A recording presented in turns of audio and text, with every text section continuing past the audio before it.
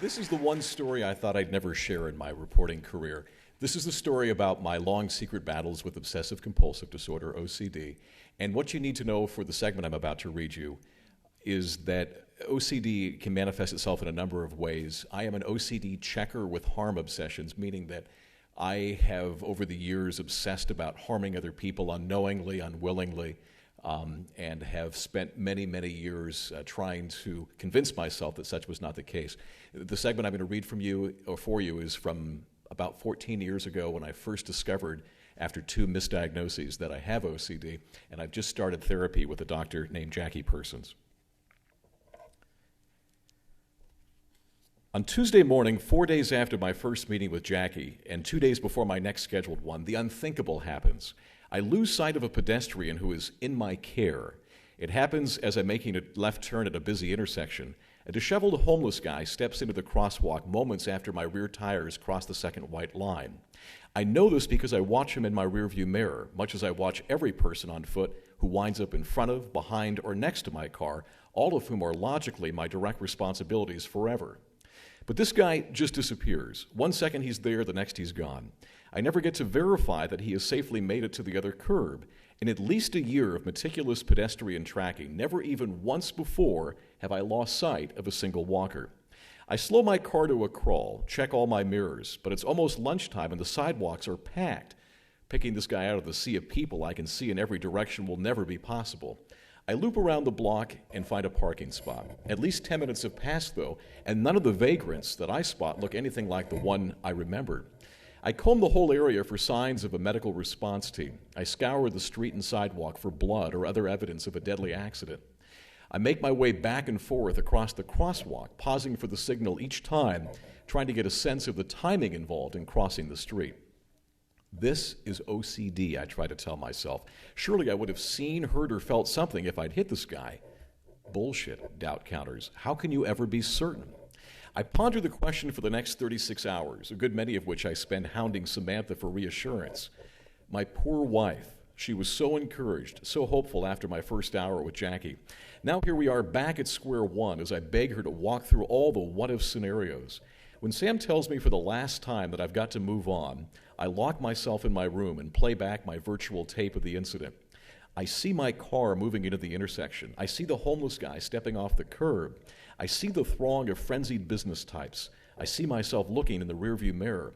But then the tape ends cold, so I rewind it once again, searching in desperation for images I might have missed. Nothing, so I rewind again and again and again. Mental checking, Jackie called this whole compulsion of mine, as if slapping some clinical label on it could somehow help. At Channel 2 Wednesday night, I come up with a plan. I will go through the news wires looking for items about local hit and runs. I know such a crime would garner at least a few lines of copy. Therefore, in the absence of any relevant stories, I can safely assume that my homeless guy simply vanished into thin air. A search of the afternoon Bay Area wires comes up empty, nothing involving unexplained accidents or plowed down pedestrians. That familiar rush of relief shoots through my body like blasts of hot air defrosting my every fear-frozen cell. But I should check the morning wires too, I decide, just to be sure. So I do, and seconds later I discover a story slug that leaves me gasping for breath. Body found. In a mad panic, I scan the 9 lines of copy and learn that the unidentified body was discovered at about 8 o'clock Tuesday night at a curb not all that far from where I'd driven. The man, believed to be in his 50s, was wearing a shirt that was rolled up to his chest as if the body had been dragged. According to a quote from the coroner's office, the body showed no signs of trauma, but bore what appeared to be a fresh needle mark on the arm. A map. I need a damn map. Need to reassure myself and measure how far the cited location is from the busy intersection. Damn it, it says right here, less than a mile, several blocks according to my dog-eared Thomas guide. Given this piece of evidence in the mere 9 hours separating my driving scare and the body's discovery, I know I'm in trouble. If there'd ever been any chance that my fears were simply OCD obsessions, that prospect no longer exists. I am certain, a cold-blooded killer. Staring at the news copy in front of me, I notice there's a media contact number for reporters wanting more information, a listing for the local coroner's office. There you go, doubt suggests. No, I will not stoop to this new low. I will not allow myself to call under the guise of doing a story on shit. I jot down the 7 digits. Your You're kidding me, right? Dr. Jacqueline Persis is in stitches, all but slapping her knee and wiping tears from the corners of her eyes. I'm sorry, she says after seeing the shock on my face. Go on, please, really, this is good. I don't know what the hell to say. I'm paying this woman more than $100 an hour, and she's laughing at me. This should tick me off big time, but instead, somehow, it seems to put me at ease. Let me just make sure I'm following this one, Jackie says. You lost a guy you were tracking in your rearview mirror. 9 hours later, a junkie shows up in a gutter 3 blocks away, and now you're convinced you somehow did the guy in. Well, yeah, I guess. It all sounds so stupid when she throws it back at me like this, and now I think I get what she's doing here, trying to make me recognize the absurdity of what I'm telling her. You don't really believe you killed that guy? I could have, I protest, still not ready to give up. Right, and his body bounced 3 blocks to a curb where it landed on a hypodermic needle and then mysteriously dragged another few feet just for good measure.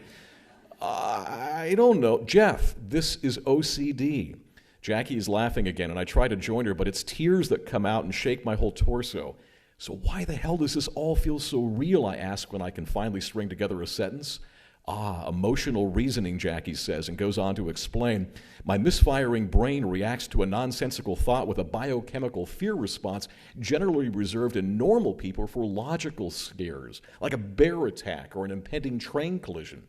Because of this fear response is in fact very real, it lends a certain credibility to whatever triggers I've associated with it. In simpler terms, it feels as if something horrible has happened. Intellectually, this makes sense to me, but intellect is the bullied little brother of emotion. It counts for little in the throes of panic, and perhaps this is why I want nothing more in the world at this moment than to call the coroner's office.